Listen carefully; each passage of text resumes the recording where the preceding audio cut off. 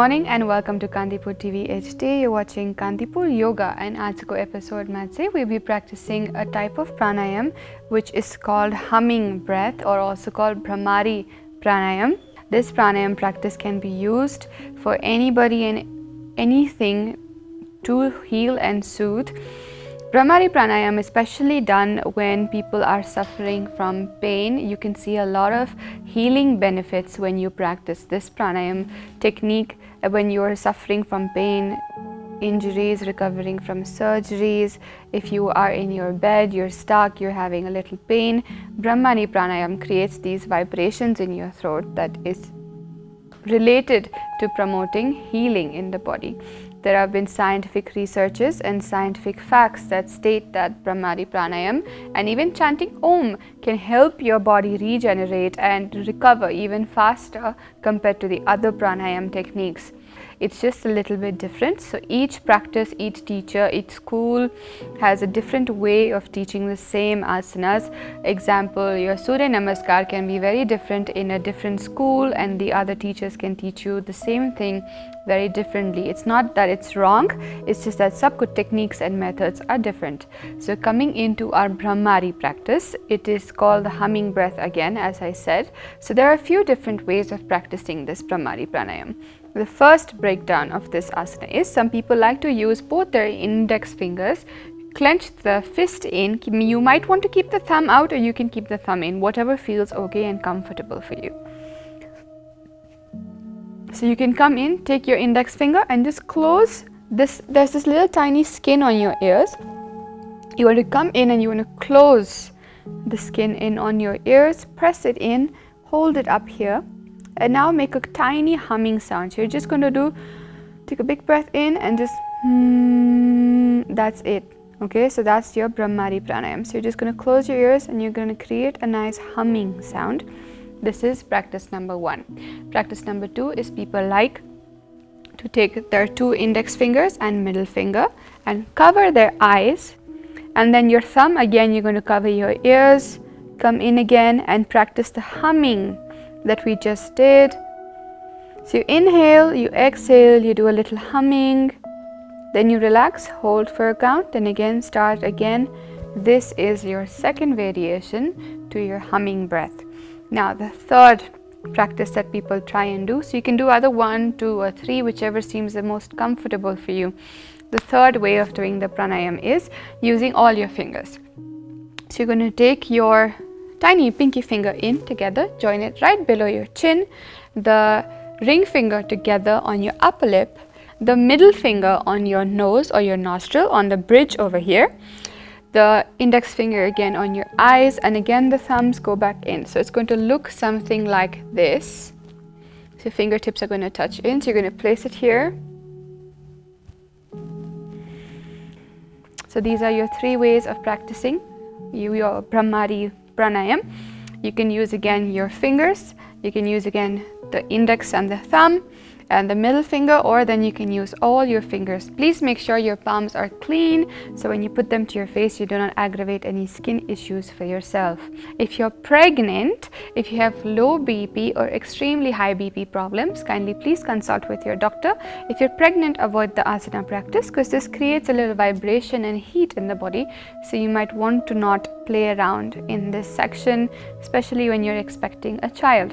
Second is again, when you place your palms onto your face, you do not want to press inside, you're just holding, just cupping. The basic reason, let's say, why we use our palms is to kind of withdraw our senses. So our eyes, our drishti is used to see things. So you want to close your eyes, you no longer see things, and it's a little dark. So when you cover your eyes, again, the eyesight is gone. When you kind of restrict the nose a little bit, your awareness comes in towards your nose. When you close your mouth, your sense of speaking is gone, your sense of taste is shut, and then you close your ears, so another sense is gone. So when you practice this Bhramari Pranayam, you're withdrawing your senses. So whatever stimulation is happening outside, you come back into your body. Coming into the benefits of Bhramari Pranayama or humming bee breath, It helps you relax your nervous system. So overactive nervous system means hypertension, overactive nervous system means anxiety, panic, overthinking, overstimulation to the mind and the brain. Especially if you struggle with migraines, you understand what I mean when I say overstimulation. That means even a simple touch can feel like too much, even a sound, even a tiny light can feel like too much. So that means you're overstimulated in your head, in your hearing senses. Suppose you even taste just a little salty food, everybody else feels like it's okay, you personally feel it's extremely salty. That means also you feel a little overstimulated. So to withdraw your senses and bring them back in, to calm yourself down, this is a great practice to practice. If you also have lower blood pressure, you want to avoid this asana. But if you have super high BP problems, if you have hypertension or high BP, you can try this, because humming bee breath will help you lower your blood pressure down. So if you struggle with these BP problems, kindly only do this for 5 to 10 rounds. Now coming into the actual pranayam practice. So what we do is, there are two ways to make sure you're coming up with your humming and you're going down with your humming. This may feel a little funny in the beginning, practice karda bela chai, tara as you keep doing it, you get better at it, and even your benefits you start to feel in your body and your mind. So what you're going to do is, you're going to inhale. You're going to expand your lungs and your chest to a complete capacity. That means yo panda body say it cannot take more oxygen in. And once you have reached this stage, you're going to create a gentle humming sound from your constricted throat into a nice hum. So you're going to inhale in together, and you're going to go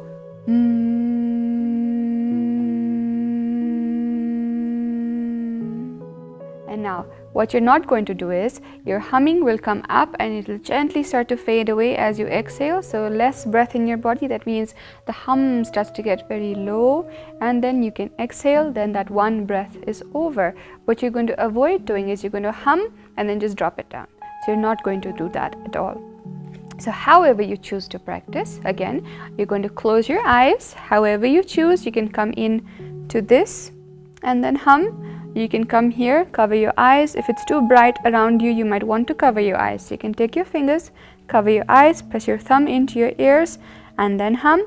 Or again, as we spoke, you can take your index, your pinky finger down onto your chin, your upper lip here, into your nose, up into the nostrils, around the eyes, and then the thumb into the face.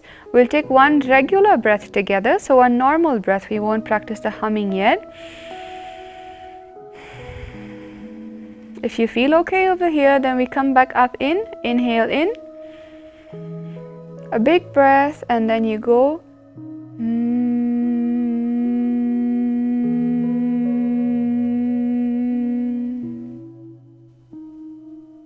So now what you will notice with humming like this is, all your senses are closed. That means you can hear the vibration from your neck up in your head. Everything is vibrating. You will actually feel the vibrations coming in and vibrating in your head. Now what this does is, this gives you all the benefits that we spoke about. So this is like a reset. If you have ever tried to factory reset your phone, if you've tried to reset your laptop, any machine that you've plugged into, what a reset does to a machine, Bhramari Pranayama does to your brain. So this will help you reboot and relax and come back down. At least 5 rounds of this you can try, and then you can see if you can go a little bit longer, and then you can relax again. So you come up in again, whichever seems comfortable. I will show you all 3 together. So let's come in, let's close our ears. You're going to press in enough, not too much pressure, just enough to close the ears, and gently inhale in.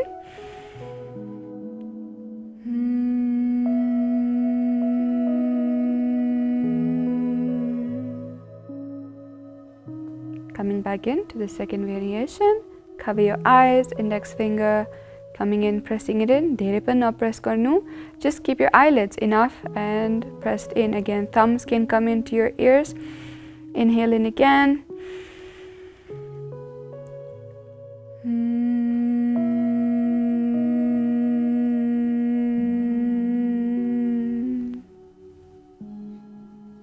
Third variation, coming in again. Covered and pressing the thumbs in towards your ears. This looks like a funny face mask, but it's fine. Coming in again, breathing through, inhaling, exhaling,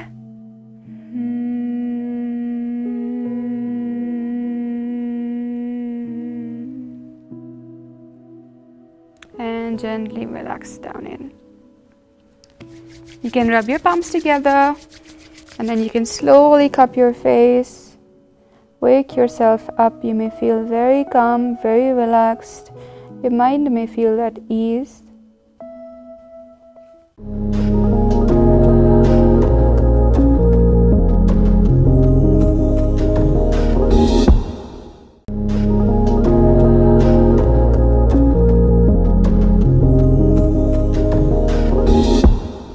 There's another way we can go in, which is your chanting Om. So your humming and your Om practice together is the same breath technique.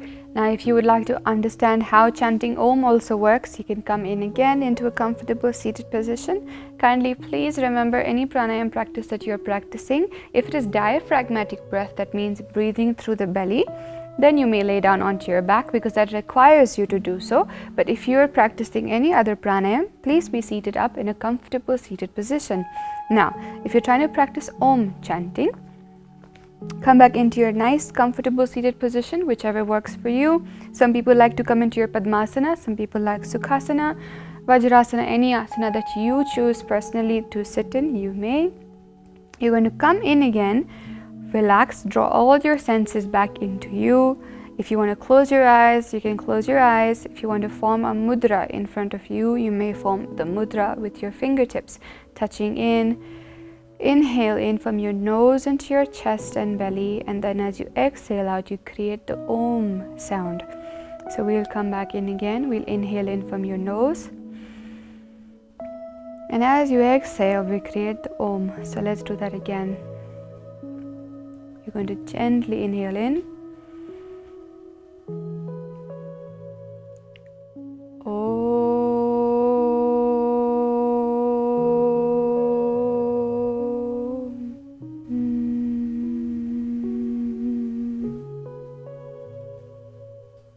Now, what happened was my voice broke, my voice cracked, which is very normal, that happens.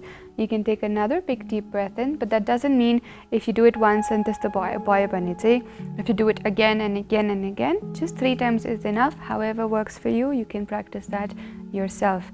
Now, what you want to make sure you're practicing is, it's not just Om, it's A Om. Okay, so you're going to practice A and then you're going to come down to Om. So we're going to gently come in again. The second big deep breath in.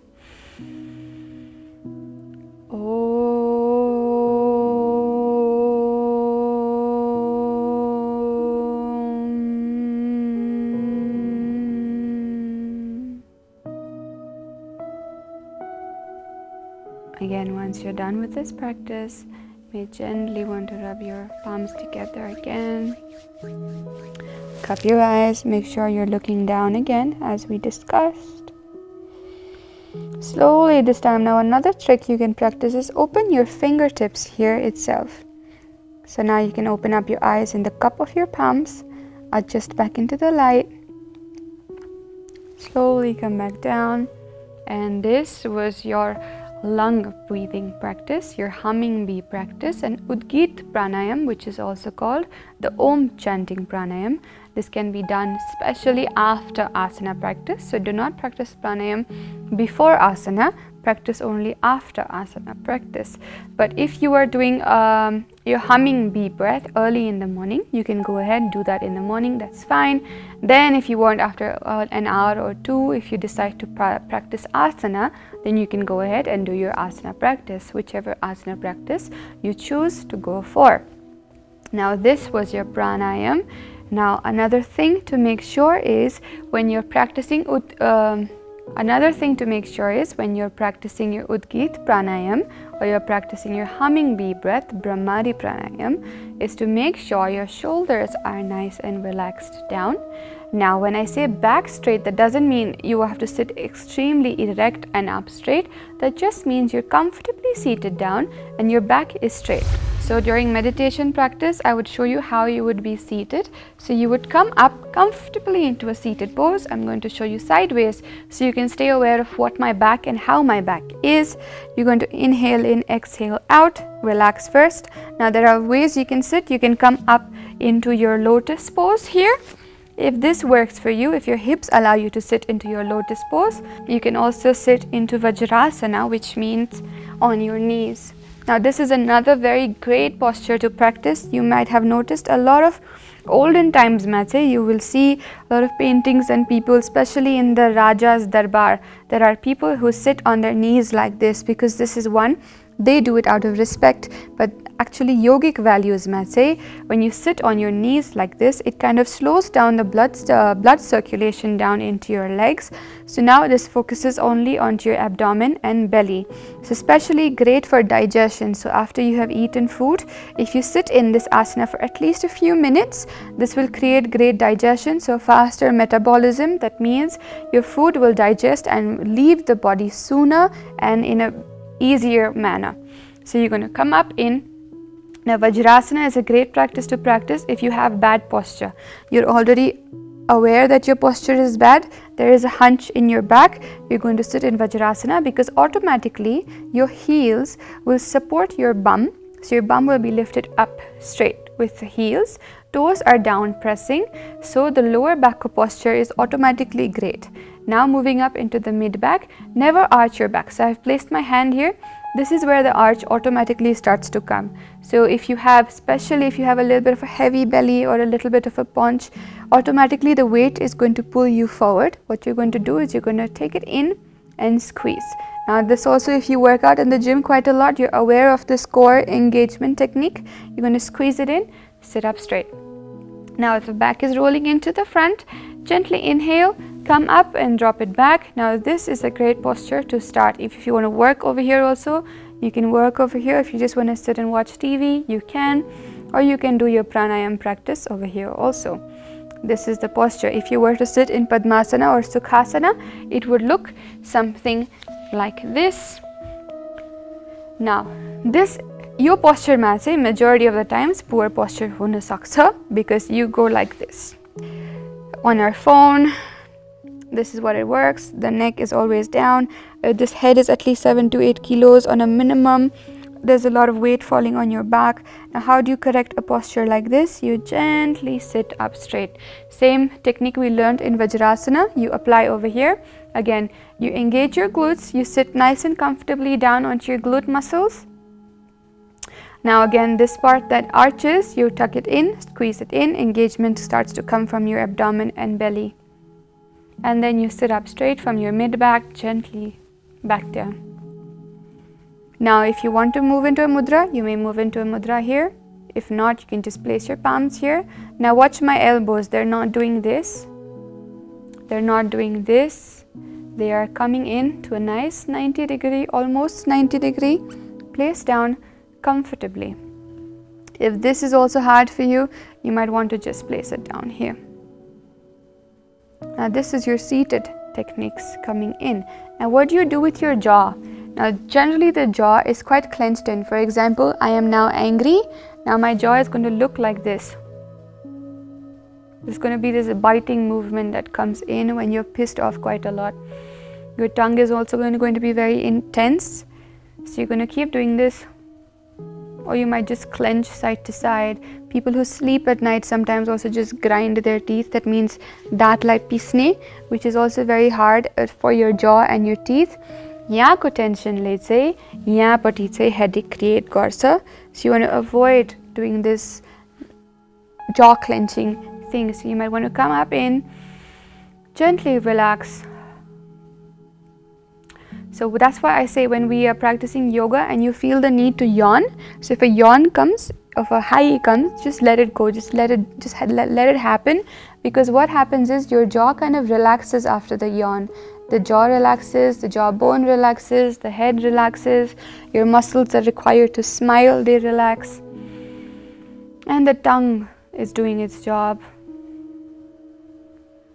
Relax your eyebrows, and you may start to practice any pranayam from here. It's a good safe space to start from here. So I hope in today's episode you have learned a lot of basic techniques to start practicing pranayam, to start practicing meditation. Meditation mein pani we have had one episode of how to do and what to do, what not to do. This is your pranayam practice today. We're humming the breath practice, and we did the Udgit pranayam, which is your Om chanting practice. Now if you feel beginning mat say, even when I started practicing yoga, this humming and this Om sound may feel very funny sometimes. Sometimes when you're practicing you may seem high pitch bhayo ekdam ki randomly voice is breaking, which is very normal, which is exactly why you need to practice more pranayam, because if you keep practicing this will stop happening and your lung capacity will increase, your chest capacity to hold the oxygen that comes in will increase.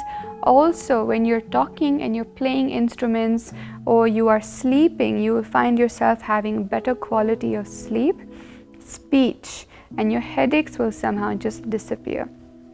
So I hope you enjoyed Ajako yoga practice, and I will see you again tomorrow with another episode of another very interesting asana and pranayam practice, and I hope you have a very nice day ahead. Thank you.